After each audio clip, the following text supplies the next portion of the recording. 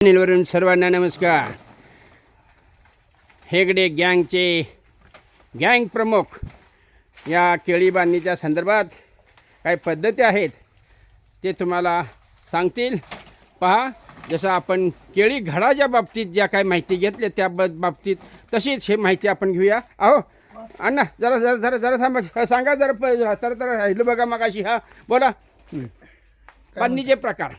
बांधणी प्रकार आपले 3 प्रकार आहेत बांधणीचे. ओके. हां एक आहे ते हाताला येते तिथनं बांधणे हां ते, आणि दुसरे प्रकार आहे ते स्टूलनं बांधणे, ओके. हां आणि एक एलायकी केळी म्हणून असते ते एक बांधणे.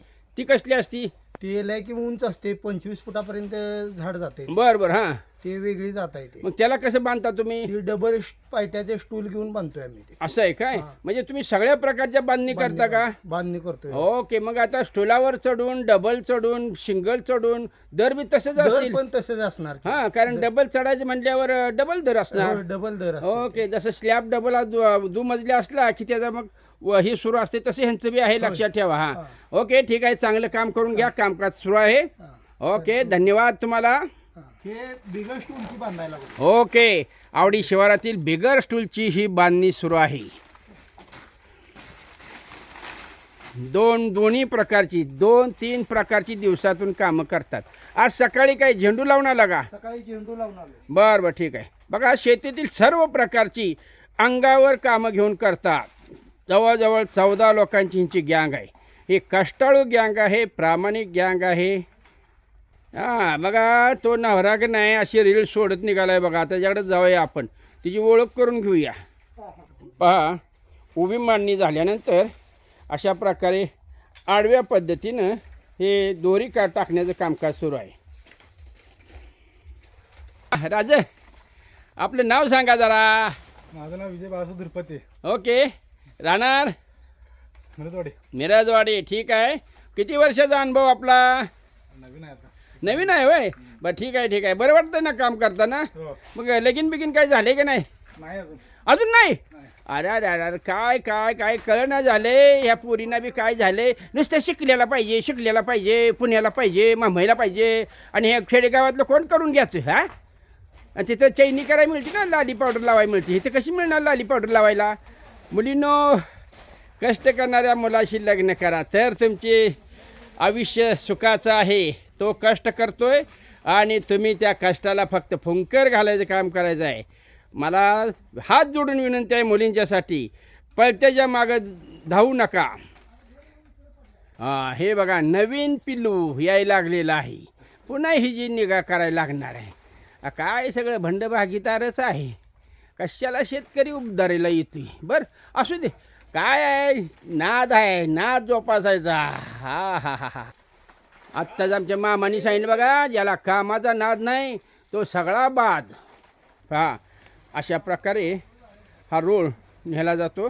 दोरी विस्कटून घेतली जाते आणि नंतर मग ह्यांचं कामकाज सुरू होतं. हे बघा, हे नवीन नवरं बघा कसं पळत पळत निघालं. मला आवडत नाही म्हणते. मला कोणी तर पसंत केलं तर काय करायचं? राहून दे बाबा, कुणा जबरदस्ती नाही. बघा, ह्या लोकांना कचकं मारायची सवय दांडगी आहे.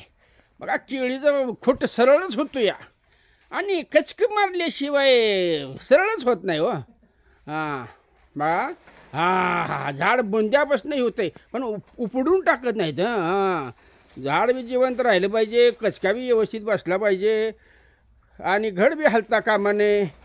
छान, ठीक आहे. अशा प्रकारे वड काढून ह्यांचं कामकाज सुरू आहे. ठीक आहे. काय नवरे भेटतात का बघा अजून. हे पहा, मी विनोदानं म्हणतोय, कोणीही गैरसमज करून घेऊ नका. मी बी पहिला असाच नवरा होतो, रोज रोजगाराला जात होतो. पहा, आता तुम्ही म्हणाल ह्या केळीच्या बागेत ही राख कसली दिसती, काय काय जाळलंय? अहो, काय माहीत आहे का, थंडीमुळं ही केळी देखील थोडी आकसू नये, तिला ऊब मिळावी म्हणून विनायक आणि विनायकची टीम रोज कामाला आल्यानंतर अशा प्रकारे केळीच्या बागेमध्ये उष्णता निर्माण करतात, की जेणेकरून केळीच्या घडाला फायदा व्हावा आणि धुरानं केळीतील डास पळून जावेत. ह्या 2 उद्देशानं ह्या ठिकाणी जेव्हा त्यांचं कामकाज सुरू असतं त्यावेळेला धूर करण्याचं काम करतात. कारण साहेबांनीच सांगितले थोडंफार धूर करा, डास भाग पळवून लावा. बघा ह्याला बोलायला येत नाही, बोलतोय कसा बघा. हां हां तर माझे नाव गणेश मुलकू तोरवी.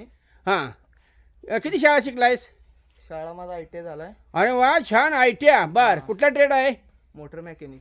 ठीक आहे. मग काय उमेदवारी अर्ज भरलास का? नाही. नाही. मग काय विचार आहे का तुझा? नाही. नाही.